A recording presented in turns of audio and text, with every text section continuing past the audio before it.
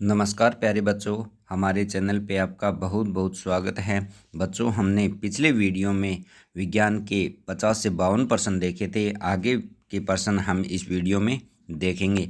तो ये वीडियो है आपकी परीक्षा की दृष्टि से बहुत उपयोगी है, तो आप इन प्रश्नों को अच्छी तरह से रट लेना तथा मेरे चैनल के साथ लगातार बने रहना, क्योंकि मैं आपके सिलेबस के अनुसार ये वीडियो लगातार डाल रहा हूँ और ये आपकी परीक्षा की दृष्टि से अति महत्वपूर्ण प्रश्न है, जो आपकी परीक्षा में आपको सहायता प्रदान करेंगे और जो आपको छात्रवृत्ति मिलेगी उसमें भी आपको सहायता प्रदान करेंगे। क्योंकि अगर पेपर में पास हो जाओगे तो आपको छात्रवृत्ति अवश्य मिलेगी। तो इसलिए आप अगर पहली बार भी मेरे चैनल पे आ रहे हैं तो मेरे चैनल को सब्सक्राइब करें और पास में ही बेल आइकन है उसको भी प्रेस कर ले, ताकि आने वाले नई वीडियो की नोटिफिकेशन भी आपको सबसे पहले मिल सके। और अपने दोस्तों के साथ भी शेयर करिए जो कक्षा 8 में सरकारी विद्यालय में पढ़ते हैं।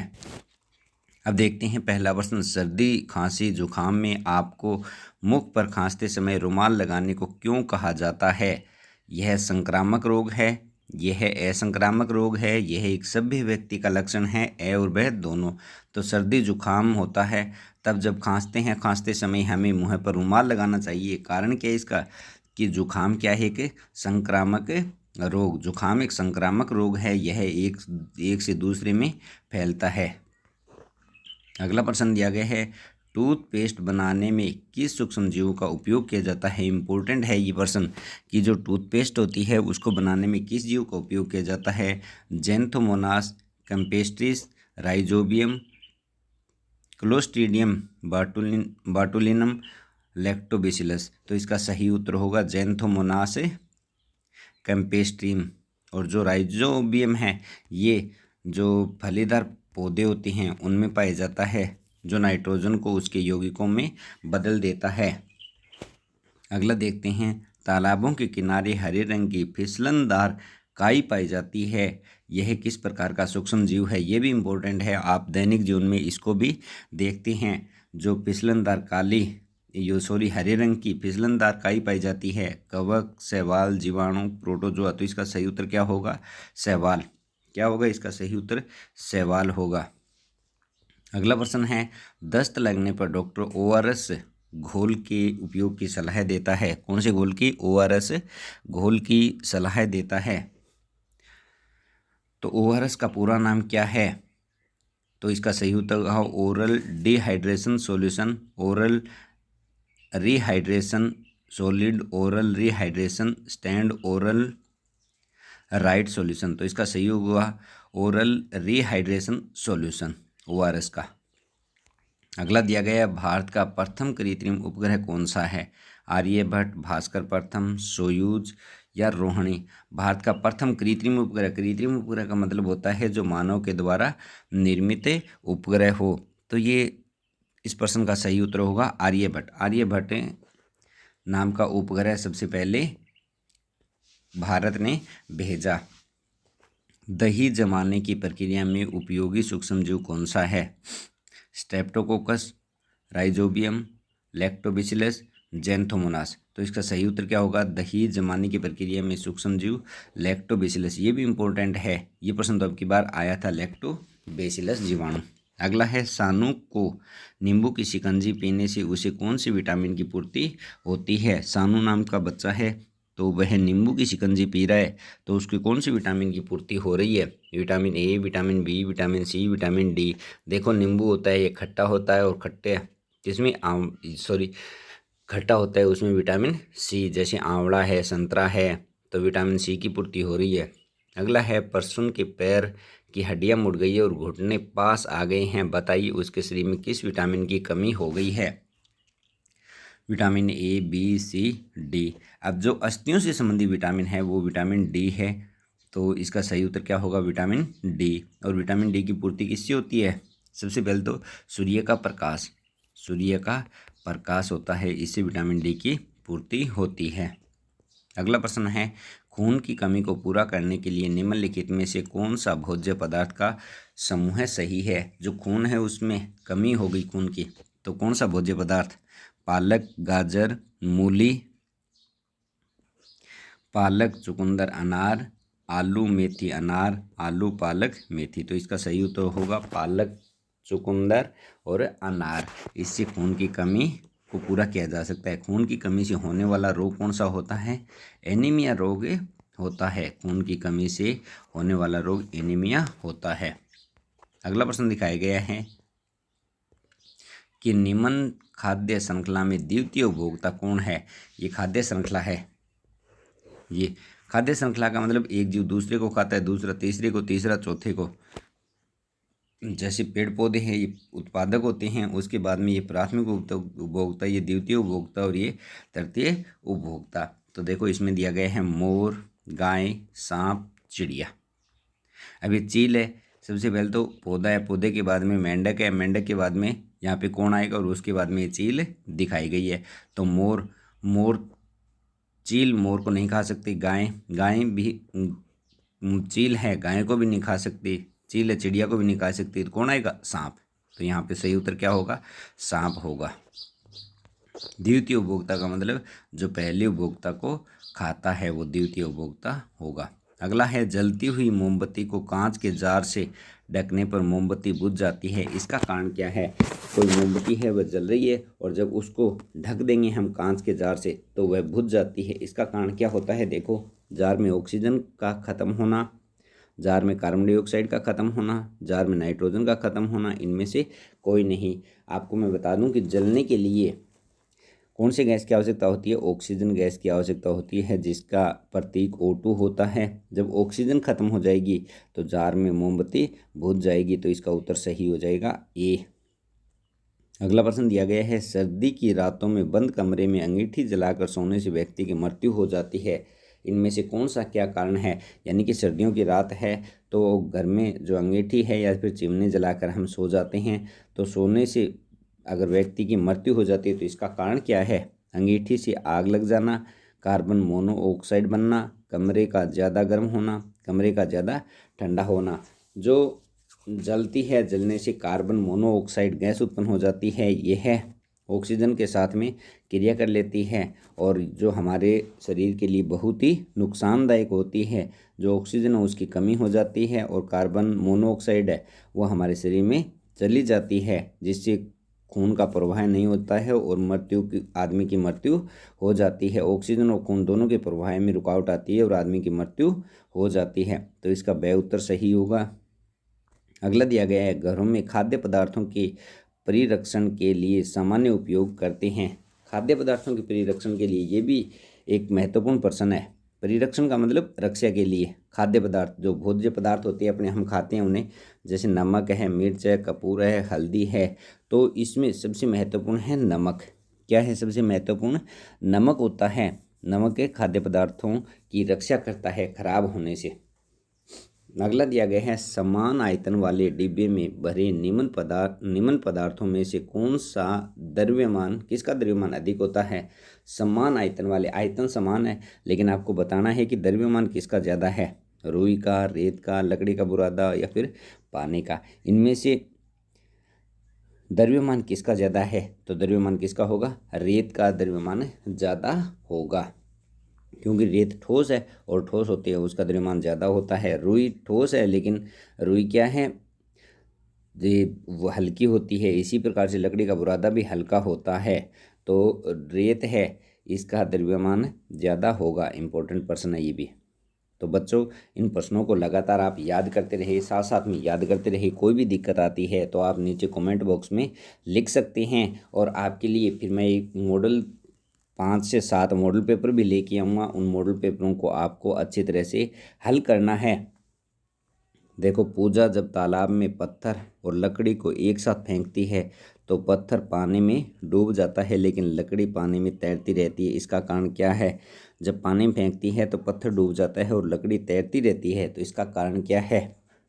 पत्थर का घनत्व पानी से कम है, लकड़ी का घनत्व पानी से अधिक है। पत्थर का घनत्व पानी से अधिक, लकड़ी का घनत्व पानी से कम होता है। उपरोक्त में से कोई नहीं। तो इसका सही उत्तर जानते हैं हम क्या है? तो इसका सही उत्तर है पत्थर का घनत्व पानी से अधिक जबकि लकड़ी का घनत्व पानी से कम। तो याद रखना, जिसका घनत्व पानी से अधिक है वह तो डूब जाएगा और जिसका घनत्व पानी से कम है वह ऊपर तैरता रहेगा। तो जिसका घनत्व ज़्यादा है, पत्थर का घनत्व ज़्यादा है तो डूब गया, और लकड़ी का घनत्व कम है तो तैरती रही। अगला प्रश्न दिया गया है, दही से मक्खन निकालने के लिए किस पृथक्करण विधि का उपयोग करते हैं? दही से क्या निकालना है? मक्खन। तो कौन सी विधि का उपयोग करते हैं? अपकेंद्रण, निष्पावन, वाष्पीकरण और निस्यंदन। तो इसका सही उत्तर होगा अपकेंद्रण। जब दूध का मंथन करते हैं तो इस प्रकार से करते हैं, तो ये कौन सी विधि है? अपकेंद्रण। कौन सी है? अपकेंद्रण विधि। याद रखना अच्छी तरह से। अगला है, कचरे के ढेर में लोहे के टुकड़े पृथक करने के लिए पृथक्करण की किस विधि का उपयोग करते हैं? जो लोहे के टुकड़े हैं उनको पृथक करना है तो सीधी सी बात है, लोहा होता है उसमें चुंबक को हम काम में लेते हैं। तो इसमें दिया गया है निष्पावन, निस्यंदन, अपकेंद्रण, चुंबकीय पृथक्करण विधि। तो कौन सा उत्तर हो जाएगा? चुंबकीय पृथक्करण विधि इसका सही उत्तर हो जाएगा। अगला दिया गया है 70 नंबर प्रश्न, घरों में एयर कंडीशनरों यानी एसी व रेफ्रिजरेटरों में भारी पानी वाली गैसें भरी जाने वाली गैस जो ओजोन परत की क्षति पहुंचाती है निम्न में से है। तो इसमें जो ओजोन गैस है उसको, जो ओजोन परत है उसको नुकसान पहुंचाती है एसी और रेफ्रिजरेटरों में जो भरी जाती है गैस। तो कौन सी है? सीएनजी, एलपीजी, सीएफसी, इनमें से कोई नहीं। तो इसका सही उत्तर होगा सीएफसी, क्लोरोफ्लोरोकार्बन। कौन सी होगी? क्लोरोफ्लोरोकार्बन। एलपीजी होती है लिक्विड पेट्रोलियम गैस, सीएनजी होती है संपीड़ित प्राकृतिक गैस, और सीएफसी होती है क्लोरोफ्लोरोकार्बन। तो इसका सही उत्तर होगा क्लोरोफ्लोरोकार्बन। अगला प्रश्न दिया गया है, प्रसिद्ध स्मारक ताजमहल के क्षेत्र में मोटर वाहनों में से शीशा रहित पेट्रोलियम का उपयोग किया जाता है, इसका क्या कारण है? जो ताजमहल का क्षेत्र है वहाँ पे जो मोटर वाहन उसमें शीशा रहित, शीशा होता है पीबी, आप देखना पेट्रोल पंप पे कहीं पे जाओ तो पीबी रहित मिलेगा आपको लिखा हुआ, या शीशा रहित पेट्रोल। तो इसमें कारण क्या है? वायु प्रदूषण को कम करने, ताजमहल को संसारित होने से बचाने के लिए, श्वास संबंधित रोगों से बचाने के लिए, उपयुक्त सभी। तो जो ये प्रश्न है इसका उत्तर सही होगा उपयुक्त सभी। संसारित क्या होता है? जंग लगने से। तो इसका उत्तर सही क्या होगा? उपयुक्त सभी होगा। अगला दिया गया है, पर्यावरणीय प्रदूषण के कारण पृथ्वी के तापमान में निरंतर वृद्धि किस नाम से जानी जाती है? जो पर्यावरण प्रदूषण के कारण पृथ्वी के तापमान में वृद्धि हो रही है लगातार, उसको क्या नाम दिया गया है? देखो, अम्ल वर्षा, विश्व उष्णन, वायु प्रदूषण, जल प्रदूषण। तो इसका सही उत्तर होगा विश्व उष्णन, यानी ग्लोबल वार्मिंग इसे नाम दिया गया है। अगला प्रश्न है कि अम्ल वर्षा एक प्रकार का वायु प्रदूषण है जो कि दो तत्वों के ऑक्साइड के वातावरण की नमी के संपर्क में आने से होता है। जो अम्ल वर्षा एक प्रकार का वायु प्रदूषण है, तो इसमें सही उत्तर होगा CnSnCsSCH4। तो इसका सही उत्तर होगा Sn, यानी S सल्फर और N नाइट्रोजन। जब इनकी ऑक्साइड वातावरण की नमी के साथ में, जल के साथ में क्रिया करते हैं, जल का सूत्र होता है H2O। तो ये क्या बना लेते हैं? अम्ल बना लेते हैं। एक तो HNO3 अम्ल बन जाएगा, नाइट्रिक अम्ल, और एक बन जाएगा H2SO4 सल्फ्यूरिक अम्ल बन जाएगा, जो अम्लीय वर्षा का रूप लेगा।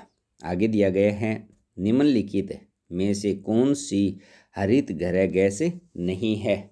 हरित गृह गैस नहीं है carbon dioxide, sulphur dioxide, methane और नाइट्रोजन।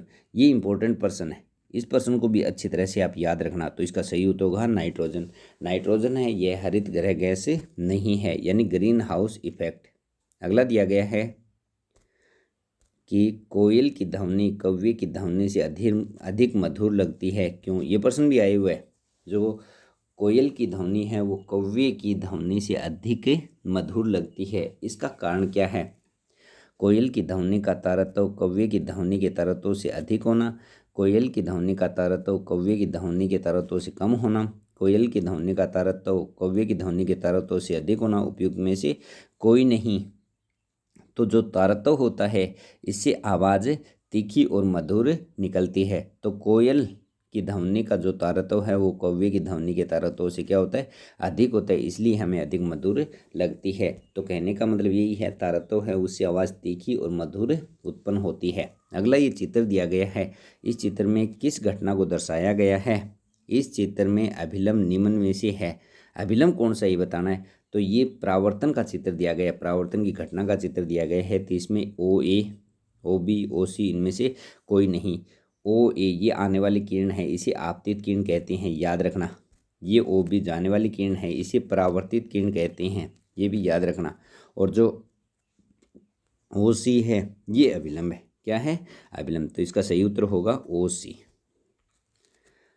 अगला दिया गया है प्रश्न क्षेत्र में, जो प्रश्न क्षेत्र में दिया गया किरण चित्र परावर्तन की घटना का है। इस चित्र में यदि आपतन कोण 60 डिग्री का है तो परावर्तन कोण, ये भी इम्पोर्टेंट है। देखो, एक आपतन कोण होता है, एक परावर्तन, ये आपतन कोण है, दूसरा ये परावर्तन कोण है। ये 60 डिग्री का है तो ये भी कितने का होगा? 60 डिग्री का होता है, दोनों बराबर होते हैं, तो इसका उत्तर सही 60 डिग्री आ जाएगा।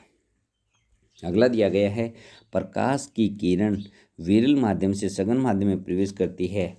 प्रकाश की किरण होती है जब विरल माध्यम से सघन माध्यम में प्रवेश करती है, तो किस इसका सही प्रकाशीय पथ क्या होगा? सही प्रकाशीय पथ, देखो मैं आपको पहले बता दूं कि ये जो अभिलंब है, ये प्रकाश की किरण आ रही है विरल माध्यम, विरल माध्यम मतलब वायु, जहाँ पे माध्यम विरल हो यानी घनत्व कम हो, और ये आगे सघन माध्यम, जैसे पानी मान लिया यहाँ पे सघन माध्यम है, तो प्रकाश की किरण जब विरल माध्यम से सघन माध्यम में आ रही है तो उसके वेग में कमी हो जाती है और अभिलंब की ओर मुड़ जाती है।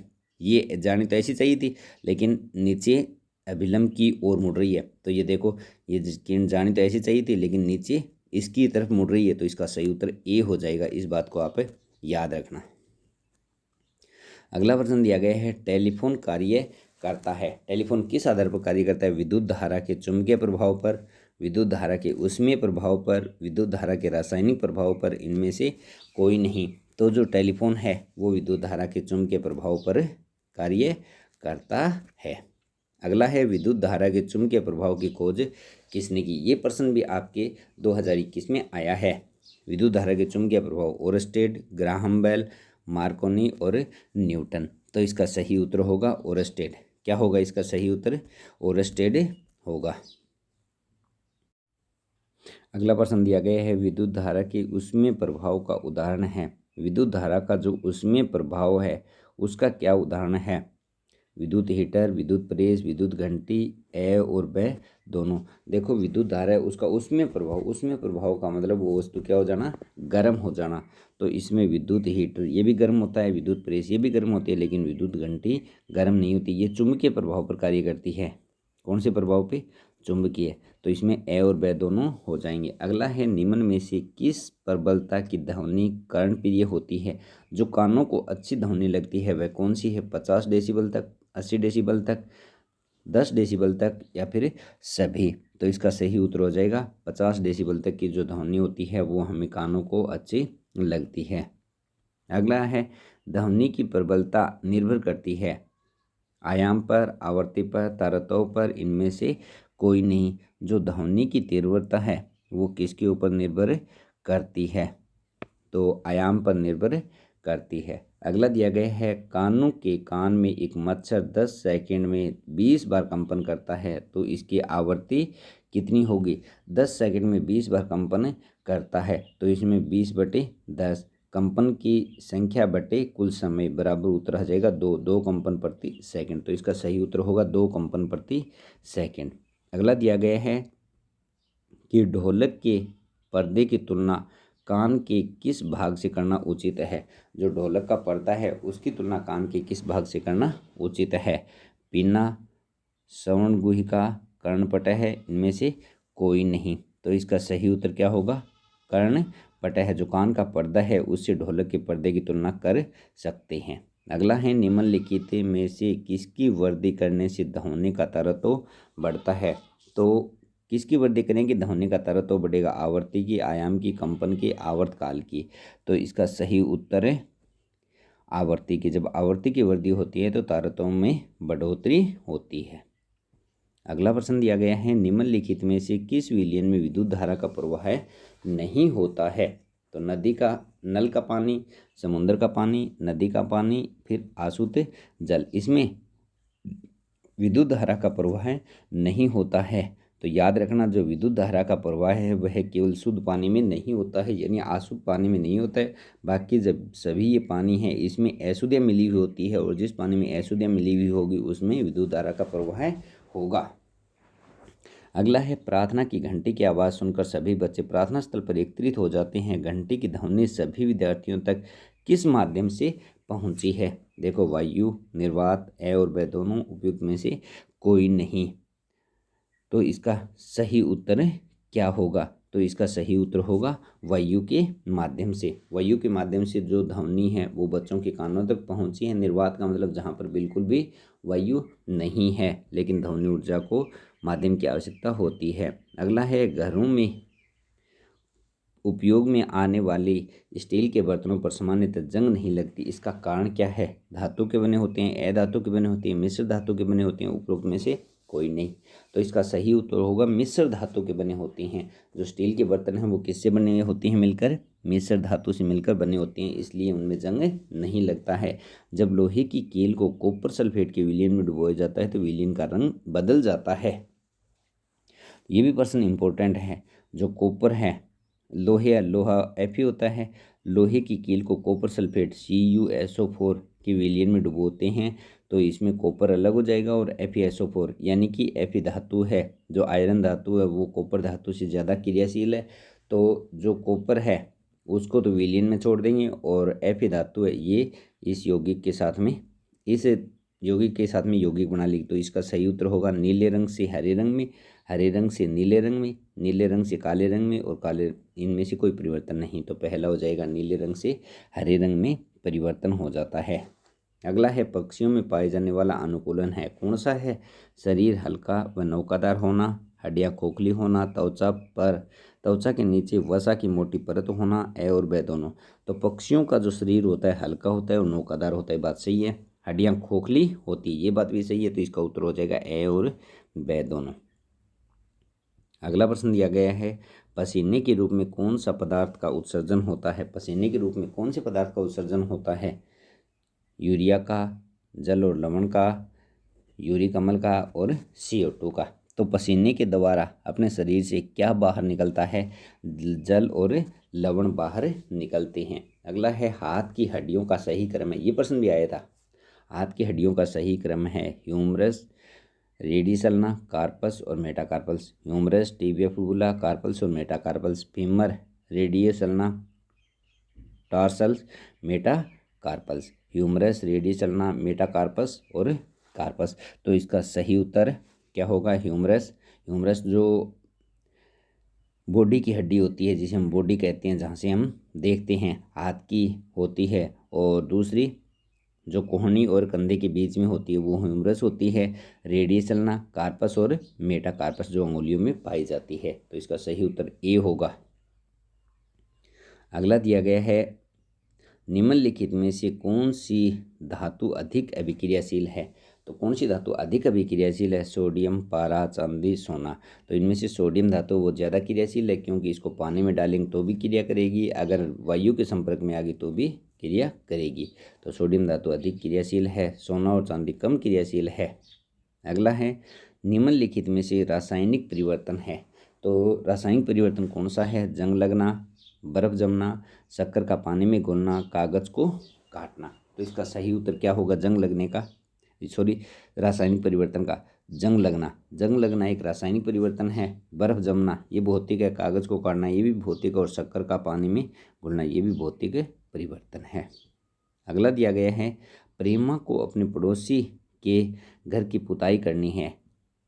चूना पत्थर को पानी डालकर घोल तैयार करता है और वह देखता है कि पानी डालने पर घोल में बुलबुलों के साथ गैस बाहर निकलती है। पात्र गर्म हो जाता है। यह किस प्रकार की अभिक्रिया है? देखो, अभिक्रिया होती है एक, उसमें गैस बाहर निकलती है और गर्म होता है, यानी ऊष्मा देती है तो वह ऊष्मा छेपी, अगर ऊष्मा लेती है तो वह ऊष्मा शोषी। और उत्क्रमणीय का मतलब ये होता है कि जो अभिक्रिया दोनों दिशाओं में चलती है, यानी अभिकारक से उत्पाद भी और उत्पाद से अभिकारक भी। और संयोजन में दो पदार्थ जुड़कर किसी नई पदार्थ का निर्माण करते हैं। तो इसका सही उत्तर होगा ऊष्माक्षेपी, क्योंकि ऊष्मा दे रही है, जो पात्र गर्म हो रहा है, तो ये कौन सी होगी? ऊष्माक्षेपी। अगला दिया गया है, मनुष्य में पाए जाने वाले 4 प्रकार के रुधिर वर्ग की खोज किसने की? ये भी इम्पोर्टेंट है। ग्रेग मेंडल ने, लेमार्क ने, कार्ल लैंडस्टीनर ने, डार्विन ने। तो इसका सही उत्तर होगा कार्ल लैंडस्टीनर, इसने रुधिर वर्ग की खोज की थी। ये प्रश्न भी इम्पोर्टेंट है आपके लिए। अगला है, रुधिर वर्ग ओ में कौन सा एंटीजन पाया जाता है? पिछली बार ये प्रश्न नहीं आए थे, अब की बार जो रुधिर के प्रश्न है यानी कि संभावना पूर्ण है। तो रुधिर वर्ग ओ में कौन सा एंटीजन पाया जाता है? Antigen A, antigen B, antigen A और बी दोनों, कोई भी एंटीजन नहीं। तो रुधिर वर्ग ओ है, इसमें कौन सा एंटीजन पाया जाता है? इसमें कोई भी एंटीजन नहीं पाया जाता।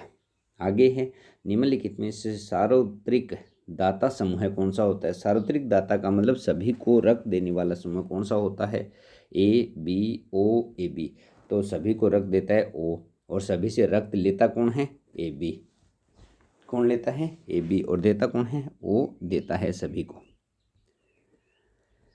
100वां प्रश्न है, रक्त का कौन सा भाग ऑक्सीजन को शरीर की प्रत्येक कोशिका तक पहुंचाता है? रक्त का कौन सा भाग है जो ऑक्सीजन को शरीर की प्रत्येक कोशिका तक पहुंचाता है? तो आरबीसी यानी लाल रुधिर कणिकाएं, डब्ल्यूबीसी श्वेत रुधिर कणिकाएं, प्लाज्मा और प्लेटलेट्स। तो इसका सही उत्तर होगा आरबीसी, लाल रुधिर कणिकाएं हैं, ये पहुंचाते हैं। अगला है, जीवाणु जनित रोग। जीवाणुओं के द्वारा होने वाले रोग है पोलियो, रेबीज, मलेरिया, टाइफाइड, क्षय रोग, पोलियो क्षय रोग, टाइफाइड हैजा, पोलियो हेमोफीलिया और क्षय रोग। तो इसका सही उत्तर क्या होगा? तो इसका सही उत्तर होगा क्षय रोग, टाइफाइड और हैजा, जो जीवाणुओं से फैलते हैं।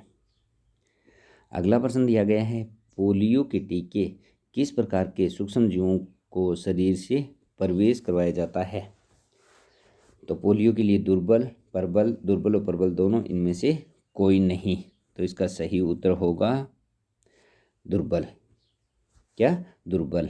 अगला है, मुँह में पिलाया जाने वाला टीका है, जो मुँह के द्वारा पिलाया जाता है टीका, वो चेचक, पोलियो, बीसीजी, टाइफाइड। तो छोटे बच्चे होते हैं 0 से 5 साल के, उन बच्चों को पोलियो की दवाई पिलाई जाती है, वह एक टीका होता है। तो किसका टीका? पोलियो का टीका। ये आपके 7वीं क्लास में है।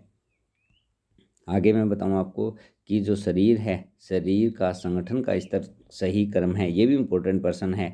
तो शरीर कोशिकाओं से मिलकर बना होता है, कोशिका के बाद में ऊतक का निर्माण होता है, ऊतक के बाद में अंग का, अंग के बाद में तंत्र का, और तंत्र के बाद में शरीर का निर्माण होता है। तो इसका सही उत्तर क्या होगा?